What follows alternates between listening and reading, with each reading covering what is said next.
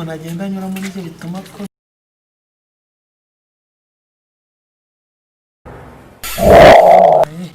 ariko ibyo umuntu agenda anyura muri ibyo bituma akomera. Reka umeze gerageza rwose, ariko bizageraho bikunde rwose. Nirebe ko ntaba ndebera muri mashini, undebere urugo rutahiwe muri babandi babana n'ubumuga, menye yuko ahandi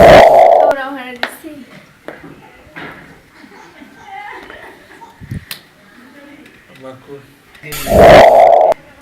Alex asigaye yipufuka ibigo byanemeze kuriya kwera. Peta afite watetema ariko sibye ko njye ntabwo nari kumuzana, ntabwo ndi igare ryiwe. Sister, aka ni kakamuga kawe wari ukubona nyine tuwari umuranduza. Si Jonas? Turi nakagaka. Hari mugabe wamo.